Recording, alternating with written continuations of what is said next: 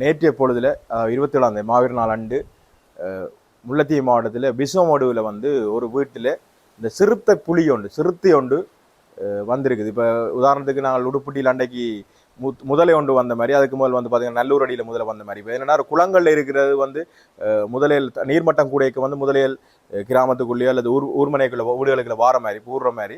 இப்போ புலி ஒன்று காட்டுக்குள்ளே இருந்து சிறுத்தை ஒன்று பிசோமடு இளங்கோபுரத்தில் ஒரு வீட்டுக்குள்ளே வந்திருக்குன்னு சொல்லி ஒரு காணொலி ஒன்று அங்கே இருக்கிற நண்பர்கள், ஒரு ஊடக நண்பர்கள், அதாவது வாய்ஸ் ஆஃப் மூலி என்ற தளத்தினுடைய நண்பர்கள் எனக்கு அனுப்பி வச்சிருந்தவர்.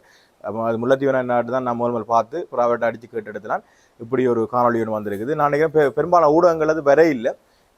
அந்த ஒரு ஊடகத்தில் மட்டும் அந்த ஒரு குறிப்பிட்ட காணொலி ஒன்று பதிவாக இருக்குது. அதை தான் இதில் காட்ட போகிறோம். வாங்கோ காணொலிக்கு போகும்.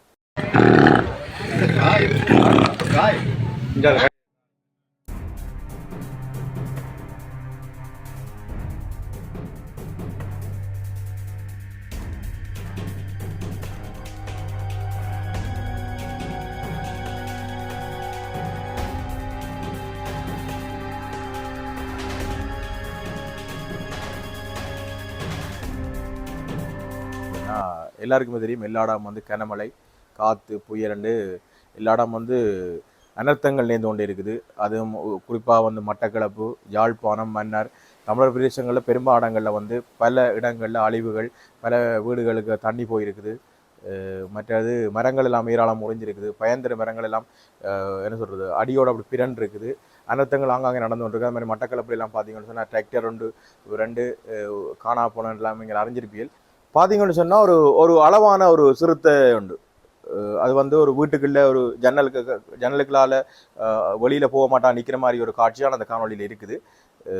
இவ்வாறான சம்பவங்கள் இப்படி அனர்த்தங்களில் வந்து அது மிருகங்களும் எங்கே போகிறது, பறவைகளும் எங்கே போகிறோன்னு தெரியும். அவர்களே இருக்க வேண்டாம்.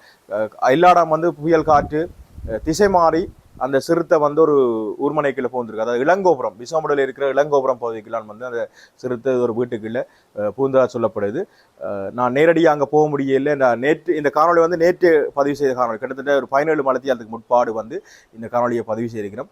இப்போ அதனால் நான் இந்த காணொலியை பதிவு செய்கிறேன். ஏன்னா அங்கங்கே இந்த இவ்வாறான அனர்த்தங்கள், இந்த பூச்சி புழுக்கள், பாம்புகள், இதுகளெல்லாம் நம்ம வந்து அனர்த்தத்தோட இன்னும் ஒரு பிரச்சனையாங்கிற மக்களுக்கு வரக்கூடும். எல்லாருமே எச்சரிக்கையாக கவனமாக இருக்க வேண்டும் தான் நான் இதில் சொல்லிக்கொள்கிறேன். என்ன ஒரு பக்கம் பார்த்தீங்கன்னா கனமழை, எல்லா பெரிய பெரிய குளங்களுடைய வான்கதவுகள் திறக்கப்பட்டிருக்குது. அதால் வெள்ள நீர் வந்து அதிகளவாக வாரதால் வந்து வீடுகளுக்குள்ள இலகுவாக வந்து அதிகளவான நீர் வந்து போகுது. அதால் வந்து வீடுகளுக்கு வந்து வெள்ளம் அதிகரிச்சிருக்கு. ஊர்மனைகளுக்கெல்லாம் வெள்ளம் அதிகரிச்சிருக்கு. இப்போ கடலோட அண்டிய பிரதேசங்களில் வந்து பார்த்தீங்கன்னு சொன்னால் நீர் இப்படி எவ்வளவு கனதியாக வெள்ளம் வந்தால் கூட ஒரு குறிப்பிட்ட நேரத்தில் ஓடிவிடும். ஆனால் மற்ற இடங்கள் நடுப்பகுதிகள் வந்து முக்கியமான இடங்களில் பார்த்தீங்கன்னு சொன்னால் போகிறதுக்கு வெள்ள நீர் போகிறதுக்குரிய வழிகள் இல்லை. சில இடங்களில் பார்த்தோம்னு சொன்னால் எல்லா இடம் வந்து மதில் கட்டப்பட்டதாலையும் வந்து வெள்ள நீர் போகிறதுக்குரிய வாய்ப்புகள் குறைவாக இருக்குது. இப்போ யாழ்ப்பாணத்தில் சில பகுதிகள் நேற்று பார்த்த புகைப்படங்கள்லாம் காணொலியெல்லாம் பார்க்க என்ன பிரச்சனைன்னு சொன்னால் மதில்களை வந்து எல்லா இடம் வந்து மதில் ஒரு காலத்தில் பார்த்தீங்கன்னு சொன்னால் கூடுதலாக வேலியல், மற்றது மதிலில் வந்து சில இடங்கள் ஓட்டைகள் எல்லாம் வச்சு கட்டியிருக்கணும். ஆனால் சில இடங்களில் பார்த்தீங்கன்னு சொன்னால் சில பேர் வந்து அது அந்த தங்களோட வீட்டுக்கு மட்டும் சுயநலம் காரணமாக வந்து வெள்ள நீர் தங்களோட வீட்டுக்கு வராதபடி சில கட்டுகள், அத்திவாரத்தை உயர்த்தி கட்டுறது, ஓட்டையை விடாமல் கட்டுறது, அதால் வந்து ஒரு குறிப்பிட்ட குளத்துக்கோ அல்லது கடல் பக்கம் போகிற நீரோட்ட பாதைகள் எல்லாம் நிறுத்தப்பட்டு வெள்ளம் வந்து அந்த ஊர்மனைக்கே கூடுதலாக நிற்க வேண்டிய ஒரு நிலப்பாடும் வந்து ஆங்காங்கே காணக்கூடியதாக இருக்குது. அவ்வாறு செயல்படுமே பிள்ளை. ஏன்னா கடலை நோக்கி தான் வந்து வெள்ள நீர் ஓடும், அல்லது ஒரு குளம் பக்கத்தில் இருக்கிற அந்த ஊர்மனை பக்கத்தில் இருக்கிற நீர்நிலைகளை நோக்கித்தான் வெள்ள நீர் போக வேண்டிய ஒரு தேவை இருக்குது. அப்போ அங்கே இருக்கிற இடங்கள் அந்த பாதைகள், அந்த வழித்தடங்களை நிறுத்தி இந்த மதில்கள் கட்டடங்கள் கட்டப்படைக்க இந்த நிலப்பாடு வெள்ளத்தினுடைய அதிகரிப்பு கனதியல் கூடவாக இருக்கும். அதாலாம் சில இடங்களில் பாதிப்புகள் இருக்குது. எல்லா இடம் இல்லை, ஒரு சில இடங்களில் இவ்வாறான மதில்கள் கட்டப்பட்டதாலேயும் வந்து அதிகளவான வெள்ளங்கள் கூடுதலாக இருக்கிறது காரணமாக இருக்குது. சில இடங்கள்லாம் பார்த்தா சில கட்டடங்களை வந்து பெரிய பெரிய கட்டடங்களை வந்து நீர்நிலைகள் அல்லது குளங்கள் இருந்த இடத்த மண்ணை மூடி போட்டு கட்டின இதுகளும் இருக்குது. ஏன்னா எல்லாரும் சொல்லி பெரிய பெரிய இடங்கள்லாம் பார்த்தீங்கன்னா அப்படி தான் இருக்குது. பெரிய சில நகரங்களே அப்படி கட்டப்பட்டிருக்கு இந்தியாவிலாம்.